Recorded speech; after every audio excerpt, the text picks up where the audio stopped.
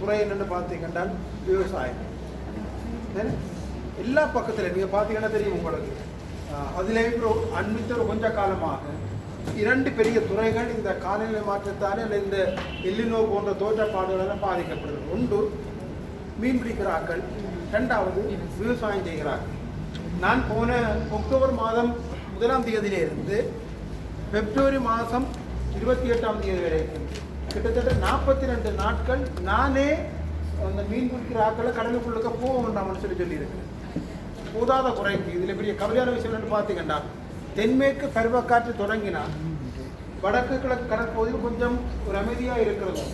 ஆனால் இந்த முறை நயனாதியில் ஒரு அதிபர் சாகிறதுக்கும் கடற்பகுதி கொந்தளிப்பாக இருந்தது காரணமாக இருந்து கருத்துறையில் 4 மீனவர்கள் காணாமல் போவதற்கும் தென்மேற்கு பருவக்காற்று காலத்தில் வடக்கு கடற்பகுதியில் கொந்தளிப்பாக இருந்ததும் காரணமாக இருக்கு. அப்போ இதுவரைக்கும் எங்கள்கிட்ட இருந்த எல்லா எண்ணங்களும் தோற்றங்களுமே மாறிக்கொண்டு போகுது. முந்தியண்டா பார்த்தீங்கன்னா எங்கள்கிட்ட இந்த காலம்ண்டா இதுதான் இருக்கு. இப்படி பார்த்தீங்கன்னா பங்குனி பயங்கர வெயிலாக இருக்கு. இந்த முறை மே பார்த்தீங்கன்னா பயங்கரமான மழையாக இருக்குது. அப்போ எல்லா காலங்களிலேயுமே நாங்கள் முந்தி மாறி கோடை என்று வரையறுத்த காலங்கள் எல்லாமே இல்லாமல் போகிற செயல்பாடுகள் இருக்கு. உண்மையாக விவசாயம் மிக மோசமான அளவு பாதிக்கப்பட்டது. என்ன உங்களுக்கு தெரியும்,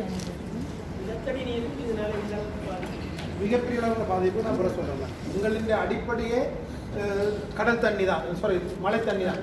எங்களுக்கு தேவையான குளங்களில் தேங்கி நிற்கிறதுக்கும் கிணத்துக்கு வர தரைக்கு நீருமே மழை வீழ்ச்சியில் தான் தங்கி இருக்கு. மழை வீழ்ச்சி இல்லை என்றால் அல்லது குறையும் என்றால் நிச்சயமாக ஒரு குளமும் வான்பாயவும் மாட்டது, குளங்களில் தண்ணி நிற்கவும் மாட்டது. 2வது தரைக்கு நீரின் அளவும் குறைவடைஞ்சிருக்கு. இதுக்கு நல்ல உதாரணம் என்னென்னு பார்த்தீங்கன்னா சொல்லிடுவாங்க.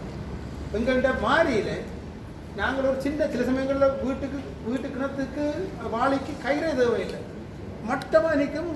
குனிஞ்ச சின்ன பிள்ளைகளும் கொஞ்சம் பெரியாக்கள் குனிஞ்சு அள்ளக்கூடிய மாதிரி தண்ணி இருக்கும் மாறியில். ஏன்னால் மாறியில் அவ்வளவு மழை பெய்யுது, தரைக்கு நீர் மட்டும் உயர்வாக இருக்கு. இது மாறி கோடையில் நீங்கள் பார்த்தீங்கன்னா நீங்கள் வளமையாக கிணத்துக்கு வச்சிருக்கிற கைத்தின் அளவு கூட கூட்ட வேண்டி இருக்கு. ஏன்னா தண்ணி கீழே போயிடும். அப்போ மழை நேரத்தில் தரைக்கு நீர் மட்டம் உயர்வாக இருக்கும். வெயில் காலத்தில் அல்லது கடும் கோடை காலத்தில் அல்லது மழை இல்லாத காலத்தில் தரைக்கு நீர் மட்டம் சரியான குறைவாக இருக்கும். எந்த கல்வி என்னென்னால் அந்த உலக காலம் கூட எங்களோட இடத்துல குழாய் கிணறு அடிக்கலை. குழாய் கிணறு அடிக்கலைன்றாலும் அதுக்கு ஒரு அளவு திட்டம் இருக்குது.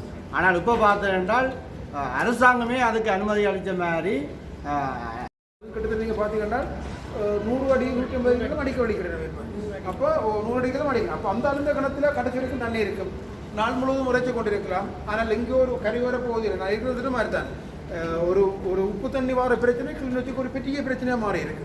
கிளிநொச்சி இன்னமும் ஒரு 15 வருஷத்தில் இதை தடுக்காமல் நான் நினைக்கிறேன். இப்போ தான் பூனேரியில் அந்த தடுப்பு முயற்சி நடக்குன்னு நினைக்கிறேன். ஆனாலும் ரெக்டிஃபை பண்ணுறதுக்கு இன்னும் ஒரு 15-20 வருஷம் தெரியும். இதை நாங்கள் கண்டு காணாமல் விட்ட வேண்டாம். ஒரு 35-40 வருஷத்துக்கு பிறகு நாங்கள் இந்த வெந்நீர் குளத்துக்கு கிட்டவா அல்லது இந்த உருத்திரபுரத்துக்கு கிட்டவா உப்பளம் போட்டாலும் ஆச்சரியப்படுறதுக்கு இல்லை. என்றால் அந்தளவுக்கு உப்பு தண்ணியாக வந்துடும்.